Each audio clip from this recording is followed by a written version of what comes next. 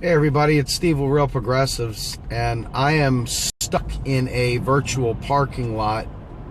I've been just pretty much sitting here now for, God, I don't know, half hour or so. And I figured I would take this opportunity while I'm stuck, basically sitting still, and talk to you all a little bit about the problems that the progressive movement faces with its unwillingness to seize the most important points that it will take for us to make progress. I don't know why. I don't understand it at all. But revolutionary people that think very conservatively, to be revolutionary, it's to break the paradigm. It's to break out of, the ways that they used to do things, or they used to say things, or the structures that keep us down.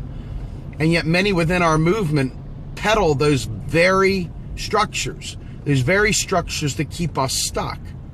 So, I've talked to a ton of people about, modern monetary theory, which is, hey, it's modern, but it's really not that modern, right? It's a description of the currency and the way our dollar works. And so the very things that we care about most are not achievable if you don't understand economics, if our elected officials don't understand economics. And we go round and round with this stuff, and I watch, and even my heroes peddle the idea that taxes fund spending. The old ways from the Eugene Debs era, the 1920s, 1930s, thinking about things through the lens of yesteryear, is not how we're going to make progress. I've said this so many different ways, and I'll continue to say it so many different ways, because it is the most important message you are going to ever hear. Federal taxes don't fund spending. So when you tie programs up and you get stuck in this idea that we've got to tax in order to make things happen, when you believe that we need the rich to make things happen because the U.S. government is so broke, it needs those rich people's dollars in order to make things happen. When you believe that and you perpetuate that myth, the 99% suffer. We suffer. And sadly, there are many people, and I swear to goodness, if I could be like an old Catholic school nun running around with a ruler in my hand, cracking people's knuckles for ignoring economics, my God, I would be breaking some knuckles, folks. I would be breaking some knuckles. I believe the progressives when they say they want the things that they say they want. But when I see their lack of willingness to learn, I realize that we've got more than just the enemy out there to worry about. The very people within our movement are unwilling to learn how to take action and how to take care of making these things happen. I'm telling you right now, give me a good old ruler and I'll crack those knuckles for those who ignore the economic message. This is super important. It's like you want to put them in the corner, give them a dunce cap, and say, yo, word, listen, learn some economics. This is the most important thing you'll ever learn.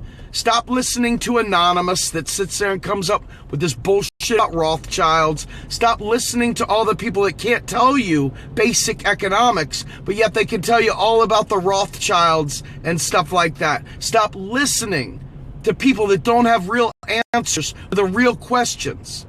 Stop listening. Stop giving them airtime. If they can't answer these questions, they're not doing us any good. They're diverting your attention from the most important things we can do. I mean, if you sit there and you realize that we can pay for every single one of these things, that you could sit there and literally fix Detroit right now. We could fix Detroit and those people could stop suffering today. And the people that claim to care about it, if they cared enough, they would learn economics. They wouldn't sit there, click on, click off, not share, not learn. They would learn the stuff. But they don't care enough to do the basic footwork. They don't care enough to debunk their own bullshit so that they can save lives. I'm telling you right now, a federal job guarantee would solve income inequality in a way that you can't even imagine. But yet we're sitting there worried about taxing people to solve for income inequality. Lift the bottom up. If taxes don't fund spending, what good does taxing the rich do for a poor person that can't afford food, that can't afford housing, that can't afford medical care? What good does it do to tax the rich at that moment? At that moment, when you don't have any money in the hands of the poor, when you don't have a job for them, when you don't have their basic needs met, not just some stipend like a friggin' voucher from the Republicans. I'm talking about an honest-to-God federal job guarantee that pegs the economy to labor so that they can't screw with us anymore. So they can't hold it over our heads and punish workers by threatening to take away their family's livelihood. Why is it so goddamn difficult to get progressives to embrace that which will open the doors to satisfy progress? Why can't we wake our brothers and sisters up in the struggle? Why are they so entrenched in this idea of taxation? Why can we not make it so that we, the people, can make choices about what we want to do to self-actualize? Why can we not save the environment today with our natural resources? Why can we not do that? Because our people are stuck in a bind of believing old bullshit and they will not shake free from it. Folks, we need an economic revolution. And it requires revolutionaries to carry that message to the streets. Can I count you in? Are you game? Are you willing to become a warrior for economic justice? This is the linchpin to opening the floodgates of progress, folks. Republicans fight you tooth and nail because of the tax game.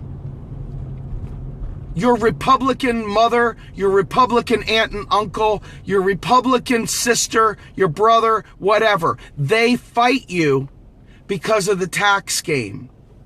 They love their kids too, right? So why in the world wouldn't we want to make the biggest freaking coalition possible to get single payer now? Folks, I don't want to wait. I want it now. I want it now. You need it now. People are dying now.